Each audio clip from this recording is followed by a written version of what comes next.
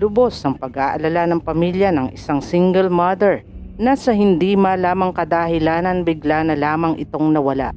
Matapos magpaalam na makikipagkita sa kanyang ex-husband, ano kaya ang nangyari sa kanya? Yan ang aalamin natin ngayon mga kabotsok, ang istorya ng kaawa-awang single mother sa Pampanga. But before we begin, kung bago ka pa lamang dito sa aking channel, ay mag-subscribe ka na para updated ka sa mga susunod kong kwento. Umpisahan natin ang kwento sa isang 37 years old na single mother na nagsusumikap bilang isang bank teller sa isang branch ng RCBC Bank sa Tondo para sa kaniyang dalawang minamahal na anak at upang makatulong din sa kaniyang pamilya. Mula nang iwan siya ng kaniyang asawa na si Fidel Sheldon Arcenas Jr., tumaya na siyang ama at ina sa kaniyang mga anak. June 20, 2015, nagsabi ito sa kaniyang ina na makikipagkita sa kaniyang ex-husband dahil daw magbibigay ito ng 400,000 pesos para sa bibiling sasakyan upang may magamit silang service ng mga bata. At dahil para ito sa mga anak, agad pumayag si Tanya na makipagkita kay Arcenas. Matapos ang nasabing petsa, hindi na muling nakita pa si Tanya. Hindi na ito nakauwi pa ng kanilang bahay. Lubos itong pinag-alala ng kaniyang pamilya dahil hindi naman daw gawain ni Tanya ang hindi pag-uwi dahil alam nitong ang mga minamahal na anak ay nag-iintay sa kanya.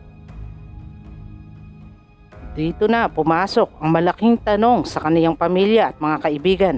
Kung ano ba talaga ang nangyari sa kanya? Nag-umpisa na silang magtanong-tanong sa mga katrabaho at kakilala ni Tanya, ngunit walang makapagsabi o may alam sa kinaroroonan nito. Kinabukasan nagdesisyon na ang pamilya ni Tanya na humingi ng tulong sa kinauukulan sa Angeles dahil iba na ang kutob nila sa nangyari kay Tanya. At upang mas malaki ang chance, nag-post din sila sa mga social media.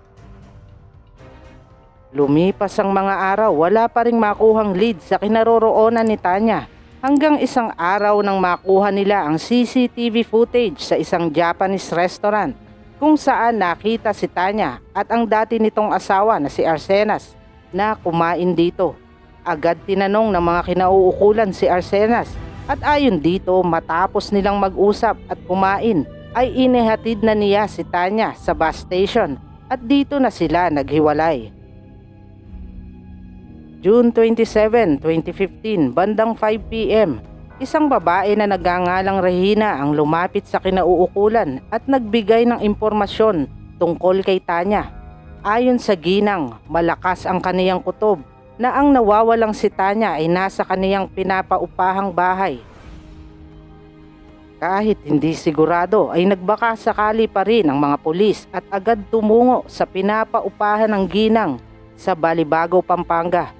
Pagpasok nila sa nasabing bahay, isang masangsang na amoy ang sumalubong sa kanila. Dito na tumaas ang hinala ng mga kinauukulan kung kaya't agad silang nag-search. Nakakita sila dito ng mga bakas ng dugo at matapos ang ilang oras may isang mababaw na hukay sa likuran ng bahay na umagaw ng pansin ng mga investigador. Nang kanila itong hukayin, dito na nila natagpuan ang bangkay ng kaawa-awang si Tanya na nakabalot ang ulo ng tuwalya at garbage bag. Agad dinala ang katawan ni Tanya upang masuri.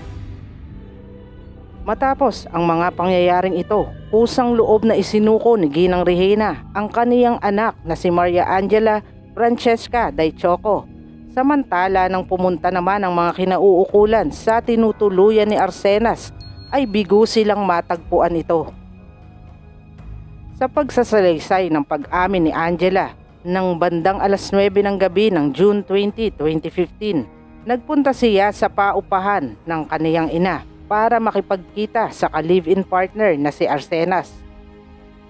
Pagpasok daw nito sa bahay, laking gulat nito sa nakitang bangkay ni Tanya sa sahig at ang nagkalat na pera na may mga mantsa ng dugo sa may lababo.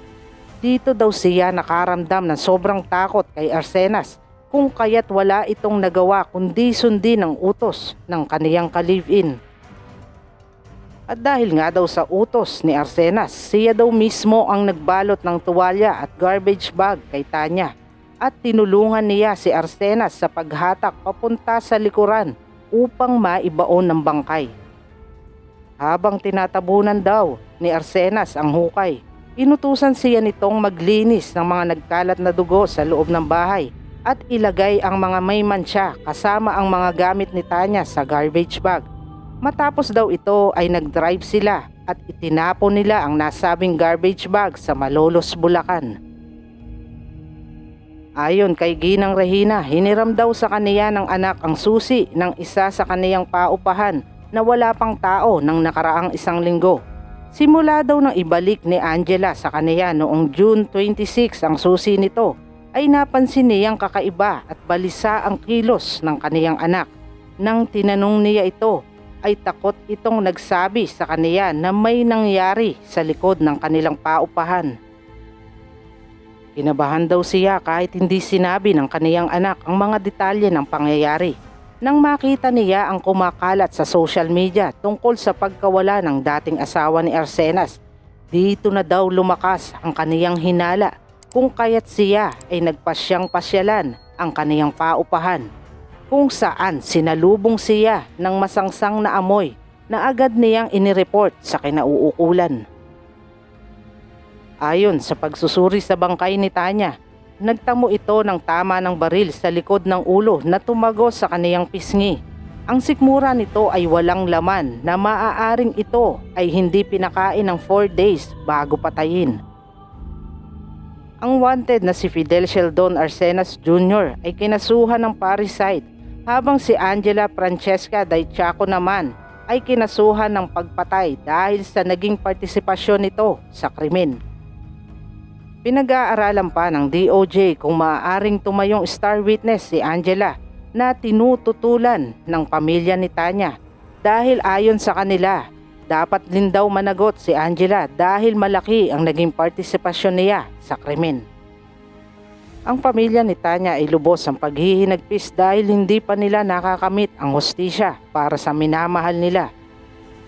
Samantalang ang walang pusong si Arsenas ay kasalukuyang may patong na 100,000 pesos para sa kung sino man ang makakapagturo sa kinaroroonan nito.